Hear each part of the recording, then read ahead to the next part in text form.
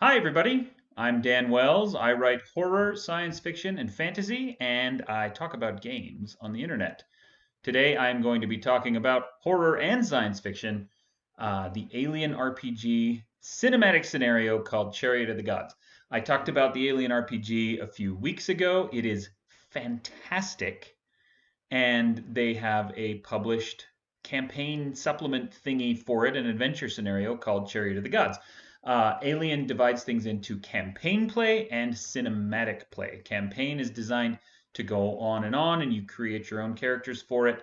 Cinematic scenarios are kind of closed scenarios, much more like an actual horror movie, where they come with pre made characters, pre made situations and problems, and then you play through them and you probably die at the end, or even before you get to the end, because it's a horror movie. Chariot of the Gods is great, and it is a cinematic scenario. It comes with pre made characters. In fact, it comes with alternate pre made characters because you might die partway through it. The way the game handles this basically is to set you up with the crew of the ship, and the basic scenario is that you find another ship floating derelict in space, has a couple of surviving crew members on that. And so if one of your first characters dies, you can essentially just take over an NPC. It sounds like a weird way of handling this if you're accustomed to leveling a character in D&D from like 1 up to 20. This is designed to be played in just a couple of sessions, and it's not designed for you to win and to destroy the dragon or whatever. It's designed for you to tell a really good horror story, which is more likely than not going to end up with multiple player characters dead by the end of it. And that's part of the fun, and it's awesome. One of the things that makes this work is the personal agenda system in the game. Let's have a look at that. We'll flip over to the big view, and then we'll go right here. This is from the core book, where it talks about personal agendas and buddies and rivals. What personal agendas do, get the mouse out of the way for you, is they give you a specific thing that you want. Your character is trying to achieve this, or you want this. This is the way you want to live your life, a specific thing you want to do. And if you're able to accomplish that, then you get a story point. And story points are very valuable. And key to making this work, story points are attached to a player, not to a character. And so as long as you are playing your character well and accurately and really trying to role play that scenario, even if it is suboptimal, might get you killed kind of play, then you will get a story point for that. And then if your character dies, you get to keep that story point when you move into the next character. This is a really great way of doing it. And what Chariot of the Gods does is it is split into 3 acts, classic 3-act structure. And in each act, your characters get a new personal agenda. So the things that are important to you in the beginning of the game will change in the middle and then again at the end as you learn more about what's going on, as you explore the environment, this derelict ship, and try to survive and try to solve the problems. And so your game master will hand these out. These are completely secret, and you keep them to yourself. And it's a really neat way of kind of reflecting how priorities change. And it gives you, again, 3 chances to earn story points as well, which is fantastic. Um, Now, one of the things that is really interesting about this is that one of the characters, there's 5 pre-gen characters, one of the characters has a super extra secret, and I am not going to tell you what that is. The fact that it exists already feels kind of spoilery to me, but it's going to be obvious as soon as your GM hands a character a thing.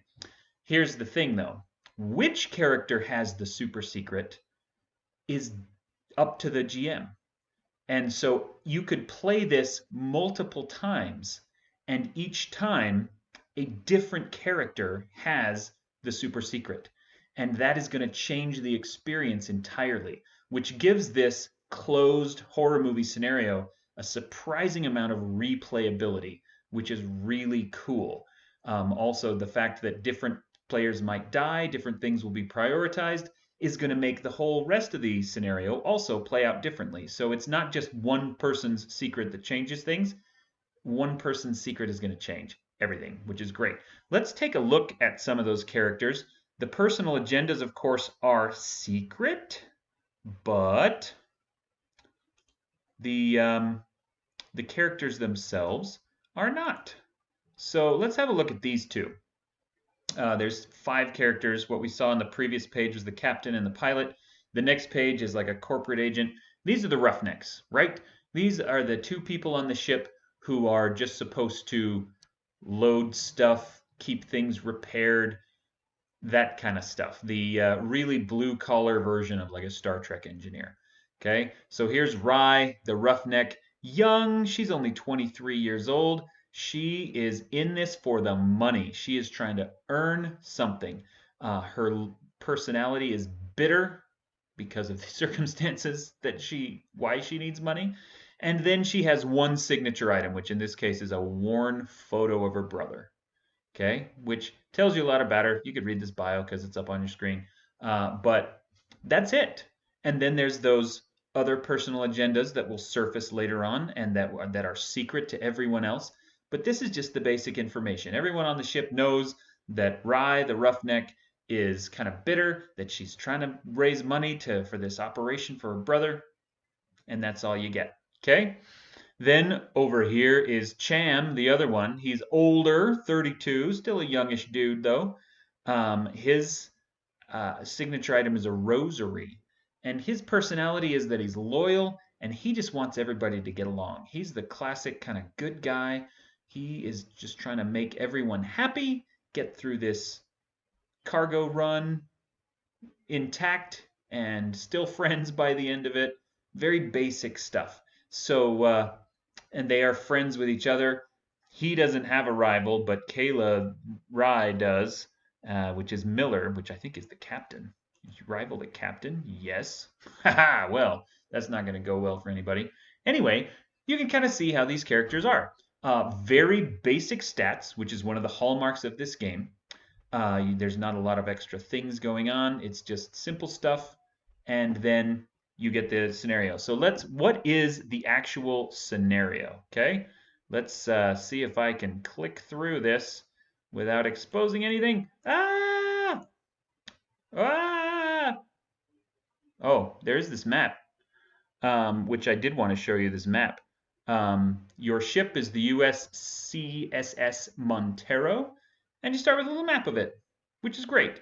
You get this gear, which is really cool, and then here's the map of your ship, and it's very basic. You can see that the personnel area of the ship is just this tiny part, whereas the ship itself is this enormous cargo thing with these engines, and that's kind of all it's there for, is to haul stuff. What are you hauling in particular? Well, I'm not going to bother clicking through because I'm terrified that I'm going to spoil something. But you're trying to haul tritium. And so the scenario setup, the what's the story mother portion of this is that you were on a long haul. You went out somewhere to pick up a bunch of tritium, which is this incredibly flammable substance. And then you put it into tanks and you're just taking it back to Earth. And you're going to sell it, get a huge payout. It's going to be awesome. Over time, during the time that you are hauling this, which is going to be years, that tritium will just, because of its own half-life, kind of not decompose, but restructure itself into helium, which is much safer and which is a good energy source, and you'll be able to sell it, and it'll be great. Okay, so the scenario begins when you come out of hypersleep. The ship wakes you up and says, "Okay, we're here," and you look out, and you're not here. You are somewhere in deep space, which makes no sense at all, and there is a derelict ship heading towards you on a collision course, which makes even less sense at all. Deep space is kind of big, and the fact that you are not only near this ship but going to be struck by it should raise a lot of red flags as to why you got to this particular place at this particular time. And that's the setup.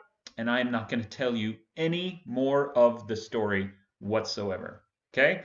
But what I am going to say is there is, yeah, okay, I'll tell you one thing.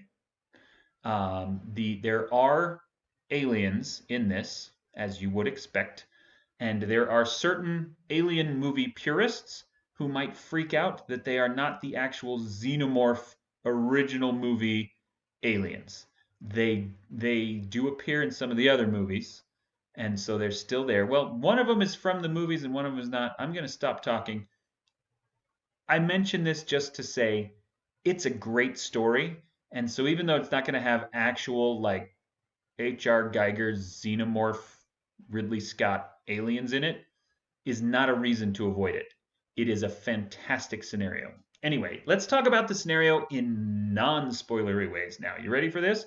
So first of all, there's this map of the Montero. The ship that you find, boink, is the USCS Cronus. And this is a player handout, so I can totally show you this, okay? The Cronus is big. It has a much larger crew area taking up 4 whole decks, okay? And the reason that it is so big is that it is filled with secrets. Just like the first movie, Alien, this is essentially a haunted house scenario. You are in one environment, it is very dark and spooky and old, and things are going wrong and people are dying. Okay? And so the way the game handles this is really clever. First of all of these 4 decks and all of these rooms, every single room has an entry in the book. So half of this scenario is location-based information. What happens if you go to this junction? What happens if you go to the air scrubbing shaft? What is in these different cryo chambers, right? The GM has access to all of this information. So everywhere you go in the ship, as you explore it and as you try to get it powered up again and do all these things, there's stuff for you to find and stuff for you to discover.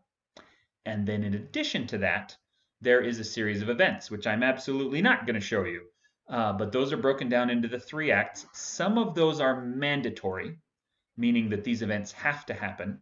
But more of them, I'd say about 2/3, are optional. And so as you explore the ship, it's kind of an interplay between what the players decide to look at and then some other things that are going to be happening in the background.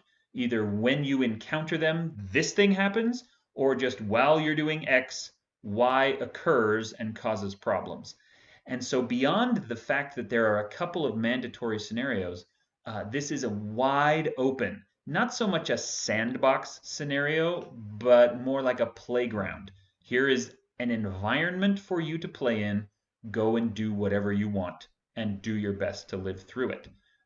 It is going to be very dangerous, but it is not a railroad by any means. It has a ton of really cool options for what the players can do, how they can explore, how they can try to survive, how they can try to, get back home again in one piece, which is going to be really fun. The final act, split into 3 acts, like I said. The final one has uh, no mandatory events at all. And so by the time you get there and you get your final personal agenda and you know what's going on and you know what you have to do next, it's all up to you. Nothing is forced to happen. There's still a bunch of optional events that can happen, and the GM can put them in, or you can just discover them on your own. But how this scenario plays out is entirely up to your group. It is a really well done scenario. Like I said, it's kind of a haunted house with good, solid aliens, kind of body horror, survival horror. All of the various resources that can grow scarce will grow scarce at some point. All of the different ways you can die, be it fire, radiation, asphyxiation, or brutal murder by a monster or by one of your own teammates, all of those things can happen, and it's great. I really think that fans of science fiction, fans of horror, and especially fans of Alien are going to love this adventure. So Alien RPG, Chariot of the Gods. It's really good stuff. I encourage you to check it out, and I hope that you like it. If you like it even half as much as I do, then you're going to love it. So, thank you very much for joining me, and I will see you later.